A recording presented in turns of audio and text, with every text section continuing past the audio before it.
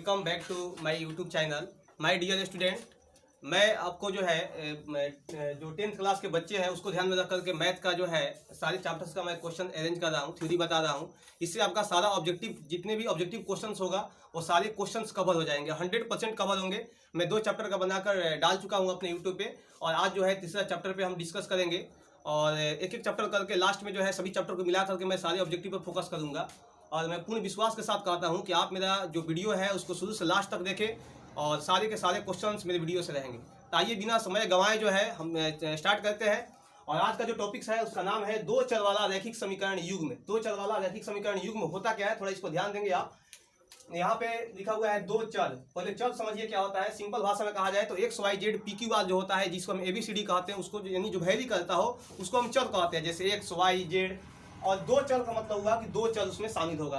अधिकतर जो है आपके क्वेश्चंस में या एक बुक में दिया होगा एक्स वाई, तो एक्स वाई जो है हमारा चर हो गया। और रैखिक, रैखिक का अर्थ होता है जो चर का घात होगा, पावर होगा, इंडेक्स होगा, एक्सपोनेंट होगा, वो एक होगा, एक से अधिक नहीं होगा। अगर एक से अधिक होता है, जैसे कहिए अगर 2 हो गया तो क्या होगा सर, अगर 2 होता है तो उसको हम रैखिक नहीं बोलेंगे, फिर उसके बाद उसको हम द्विघात बोलेंगे। अगर जो है चर का घात 3 हो जाता है तो उसे हम त्रिघात बोलेंगे। तो समझ रहे होंगे आप कि चर का जो घात है वो एक से अधिक नहीं होना चाहिए, चाहे वो एक्स के घात हो या वाई के घात हो, तो उसको हम रैखिक बोलेंगे। और समीकरण का तात्पर्य होता है उस इक्वल से, उसमें इक्वल जरूर शामिल होगा। और युग्म का अर्थ होता है जोड़ा, यानी दो चर वाला रैखिक समीकरण जो है युग्म के रूप में आएगा, जोड़ा के रूप में आएगा। अब देखिए अगर सिंपल आपसे एग्जाम में पूछ दे कि दो चर वाला रैखिक समीकरण का आलेख कैसा होता है, तो दो चर वाला रैखिक समीकरण का जो आलेख होता है वह सरल रेखा होता है। दो चर वाला रैखिक समीकरण का आलेख जो होता है, ग्राफ जो होता है, वह सरल रेखा होगा, स्ट्रेट लाइन होगा। स्ट्रेट लाइन कहने का तात्पर्य है जैसे ये आपका स्ट्रेट लाइन हो गया। कोई आपसे पूछ देता है या एग्जाम में क्वेश्चन आ जाता है कि दो चर वाला रैखिक समीकरण का हल कितना होगा, सॉल्यूशन कितना होगा, मान कितना होगा, तो इसका आंसर होगा आपका अनगिनत। दो चर वाला रैखिक समीकरण युग्म का जो हल होता है वो अनगिनत होता है, इनफाइनाइट होता है। यह अनगिनत का साइन है। देखिए बड़ी मजेदार है, अक्सर हम लोग भूल जाते हैं अनगिनत का साइन कैसा होगा। तो देखिए ये कितना है 8, और सिंपल समझिए कि अगर जगह हुआ है तो 8, अगर ये सुत गया, सो गया, तो अनगिनत। सिंपल है, अगर 8 सूझ जाएगा तो उसको क्या करेंगे, अनगिनत का साइन हो जाता है वो।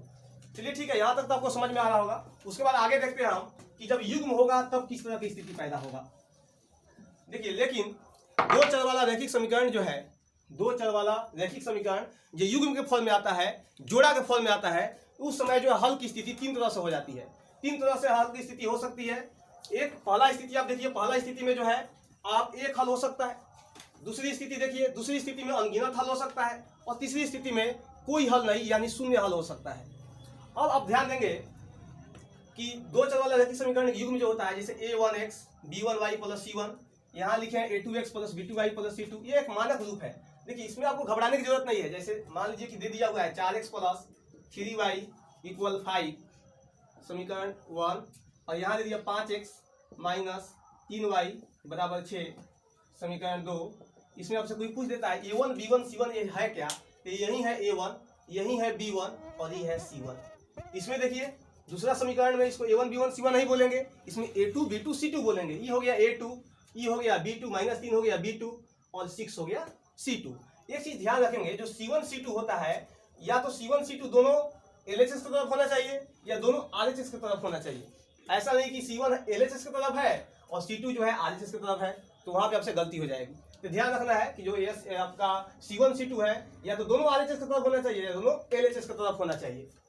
तो आप समझ गए, a1 b1 c1 यहाँ पे अचर है, कांस्टेंट है, एक संख्या होता है। जैसे ये हो गया a1, ये हो गया b1, ये हो गया c1। यहाँ पे देखिए x के बगल में बैठा है a2, y के बगल में बैठा है यानी -3, ये हो गया आपका b2 और ये हो गया आपका c2। तो a1 b1 c1 और a2 b2 c2 अचर होता है। लेकिन इस बात को हमेशा ध्यान रखना है कि c1 और c2 या तो दोनों LHS की तरफ रहेगा या दोनों RHS की तरफ होना चाहिए। अब देखिए मैं आपको बता रहा था कि अगर समीकरण युग्म के फॉर्म में आएगा, जैसे ई जो है युग्म कहलाएगा, जोड़ा कहलाएगा। जोड़ा का मतलब होता है दो को, जैसे चश्मा हो गया आपका, पैजामा हो गया, स्लीपर हो गया, ये सब जोड़ा फॉर्म होता है। तो जोड़ा आप समझ रहे होंगे, जोड़ा क्या कहते हैं, युग्म को ही हम लोग जोड़ा बोलते हैं। अब देखिए आप बता रहे थे कि 3 स्थिति पैदा हो सकती है। पहला स्थिति को समझिए, जैसे एक हल कब होगा, अगर दो समीकरण दिया हुआ है तो उसका एक हल कब होगा, उसके लिए कंडीशन है कि a1/a2 ≠ b1/b2। और जब एक हल होता है तो इसका तो ग्राफ सरल रेखा होता है, और दो समीकरण है तो सिंपल लॉजिक है कि दो सरल रेखा होगा। जैसे दो समीकरण, एक समीकरण का एक सरल रेखा, दो को समीकरण है तो क्या सरल रेखा, दो सरल रेखा होगा। और जब दो सरल रेखा होगा, आपसे कह दिया जाए कि दो सरल रेखा को एक प्लेन में लीजिए, तो हम कितने तरीका से ले सकते हैं, थोड़ा सोचिए। अगर बोला जाए दो रेखा को एक साथ एक प्लेन में लेना है, तो या तो आप ऐसे खींच सकते हो, या तो आप दोनों रेखा को कोलाइड कर देंगे, संपाती कर देंगे, या दोनों रेखा समानांतर हो सकता है। और कोई स्थिति हो सकती है, तीन स्थिति हो सकता है। या तो दोनों रेखा कहीं ना कहीं काटेगा, या दोनों रेखा जो है एक दूसरे को कोलाइड कर जाएगा, या दोनों रेखा क्या करेगा, समानांतर हो जाएगा।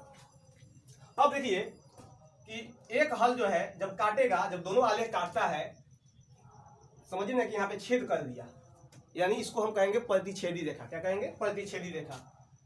जब दोनों रेखा एक दूसरे को काटता है तो उसको हम प्रतिच्छेदी रेखा कहते हैं। और एक बिंदु पर काट रहा है ना, तो कहेंगे इसका अद्वितीय हल होगा। इसका जो है अद्वितीय हल होगा। अद्वितीय का अर्थ होता है इसके समान दूसरा कोई हल नहीं होगा।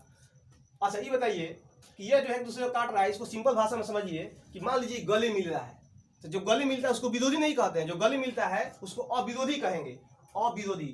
तो इस आलेख का नाम हो गया, इस आलेख का नाम हो गया अविरोधी। और एक हल है तो कहेंगे संगत।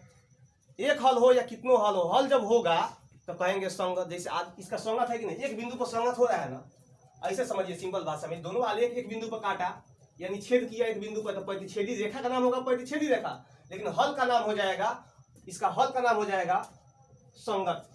एक जगह संगत हुआ है, एक जगह मिला है तो संगत कहेंगे। ये विरोध नहीं कर रहा है, मिल रहा है, इसलिए इसको हम अविरोधी कहेंगे। और एक हल है अद्वितीय भी कहेंगे। अब देखिए दूसरा स्थिति में अनगिनत हल कब होगा। अनगिनत हल होने के लिए क्या कंडीशन है, a1/a2 equal b1/b2 equal c1/c2, तीनों जो है इक्वल होना चाहिए।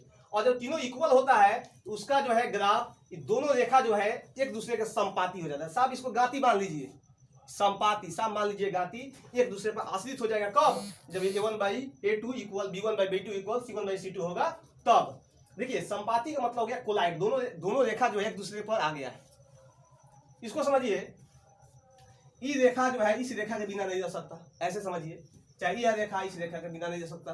एल एम दोनों एक दूसरे पर डिपेंडेंट है। तो जब हम एक दूसरे पर डिपेंडेंट होते हैं तो उसको आश्रित कहते हैं। जैसे एक बच्चा जो है अपने माता पिता पर डिपेंडेंट होता है तो कहते हैं ना कि वो आश्रित है। तो ये रेखा एक दूसरे पर डिपेंडेंट है, इसको कहेंगे आश्रित। इस आलेख का नाम हो जाएगा आश्रित। अच्छा हल है कि नहीं, तो हल तो है, बहुत सारे बिंदु पर है, सारे बिंदु पर टकरा रहा है, यानी कि संगत है कि नहीं, तो और जबरदस्त संगत है। कहते हैं एक जगह संगत था, हर बिंदु पर संगत है, तो इसको कहेंगे आश्रित भी कहेंगे, और इसके साथ साथ कहेंगे इसको संगत भी कहेंगे, क्योंकि इसका संगत जो है, इसका हल जो है ढेर सारे बिंदु पे है। तो चलिए दूसरा कंडीशन हो गया। तीसरा कंडीशन को समझिए थोड़ा सा, कि कोई हल नहीं होगा या शून्य हल होगा। इसके लिए क्या कंडीशन है, इसके लिए कंडीशन है a1/a2 equal b1/b2 not equal c1/c2, मतलब हल दोनों बराबर है, यहाँ पे जाके बराबर नहीं हुआ। इसका जो आलेख खींचेंगे, इसका जो ग्राफ खींचेंगे, इसका जो सरल रेखा होगा वह समांतर होगा। क्या होगा, समांतर होगा। और समांतर होगा, देखिए तो इसमें कहीं मिल रहा है, कहीं इसमें मिल रहा है, कोई बिंदु पर नहीं मिल रहा है। ऐसा लग रहा है विरोध कर रहा है, तू 5 मीटर पर होता, हम वो 5 मीटर पर रहेंगे।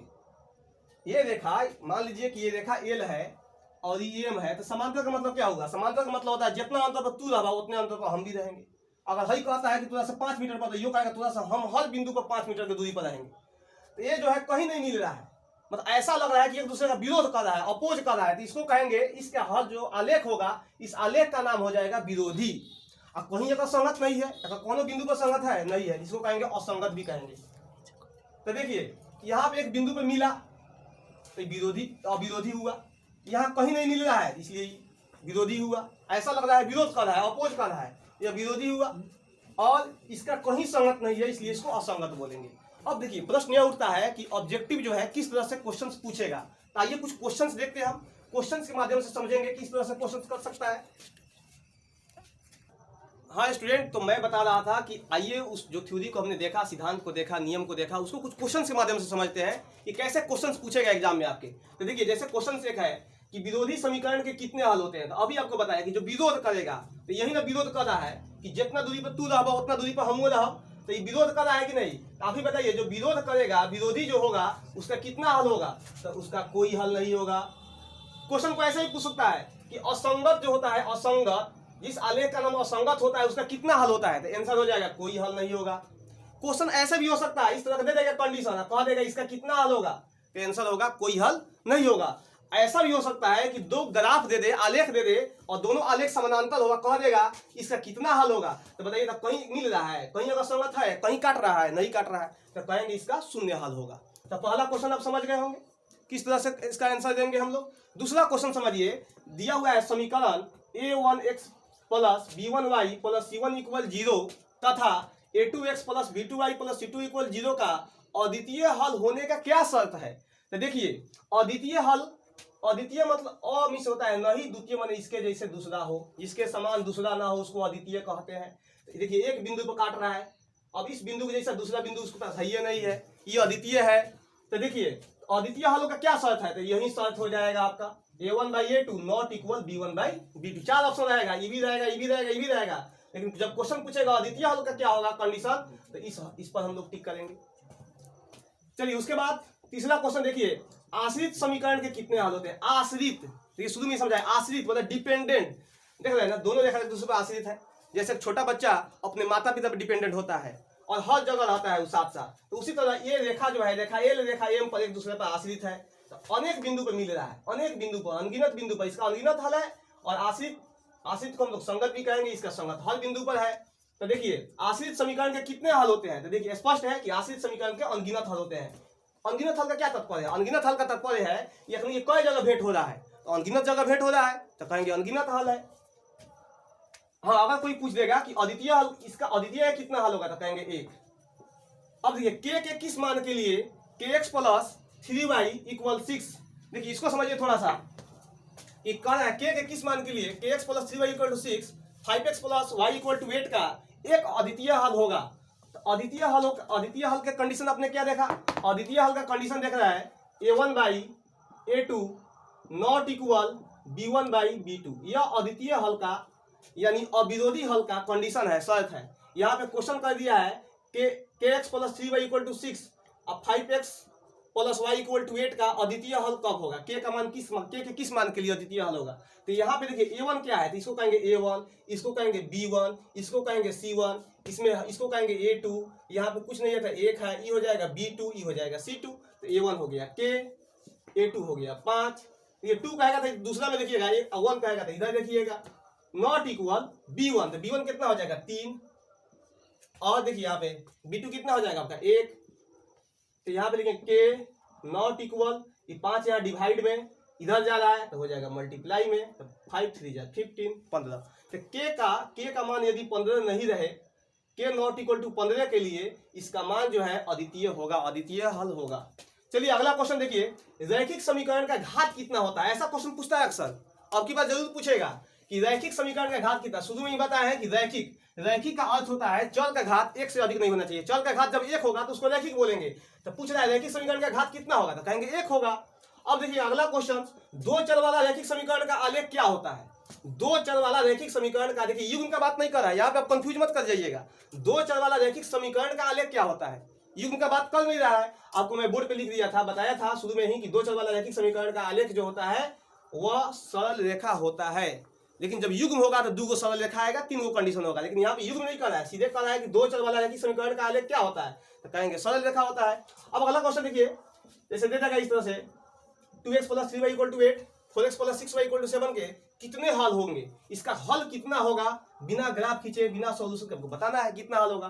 तो देखिए आपको बताया है कि इसको हम लोग बोलते हैं a1, तो a1 कीजिए, तो 2 a2 लीजिए, चलिए a1 बटा a2 हो गया, 2 1 जा 2, 2 2 जा 4, 2 एकम 2, 2 दूना 4। उसके बाद यहाँ पे देखिए b1 3, b2 देखिए 6, 3 एकम 3, 3 दूना 6, ये भी 1/2 आया, ये भी 1/2 आया, इसका मतलब बराबर हो गया। अब c1 बटा c2 करेंगे, तो c1 कितना है 8, c2 कितना है 7। देखिए शुरू में ही बोले हैं कि c1 c2 दोनों या तो RHS की तरफ होना चाहिए, नहीं तो दोनों LHS की तरफ होना चाहिए। यहाँ पे दोनों जो है RHS की तरफ है, इसीलिए आसानी से हम लिख दिए। देखिए ये 1/2 आया, ये भी 1/2 आया, और ये 8/7 आया, मतलब ये बराबर नहीं है। तो एक कंडीशन होता है a1 बटा, यहाँ देखिए a1 बटा a2 इक्वल b1 बटा b2 नॉट इक्वल c1 बटा c2, और इसके लिए स्पष्ट रूप से यहाँ पे कंडीशन मैं बता चुका हूँ। यहाँ पे a1 equal to a2 equal b1 बटा b2 not equal to c1 बटा c2, इसका ग्राफ जो है समानांतर होगा और इसका जो है कोई हल नहीं होगा, इसको विरोधी असंगत बोलते हैं। तो देखिए आज का वीडियो समाप्त हुआ है स्टूडेंट, लेकिन आपके पास बहुत कम समय बचा हुआ है। और कहते हैं ना कि हारा क्या जब मन्ना हारा, हारा क्या जब मन्ना हारा, शक्ति तो अंतःकरण में सी फुकारती है, कर उठा फुटकार तत्क्षण जब किसी ने है उभारा, हारा क्या जब मन्ना हारा। देखिए आपके मन के अंदर अगर जज्बा होगा, विश्वास होगा कि हमको 10th क्लास में बेहतर से बेहतर मार्क्स लाना है, उसको कोई नहीं रोक सकता। अब जो समय है यह कहता है कि जितना एनर्जी है आपके पास, सारा एनर्जी अपने एग्जाम की तरफ झोंक दीजिए। मैं पूर्ण विश्वास के साथ कहता हूं कि आपकी जो आशा है उससे बेहतर रिजल्ट आएगा। इसी कामना के साथ आज का वीडियो समाप्त करता हूं। Thank you, best of luck. अगला वीडियो नेक्स्ट वीडियो में आप देखेंगे अगला चैप्टर। Thank you.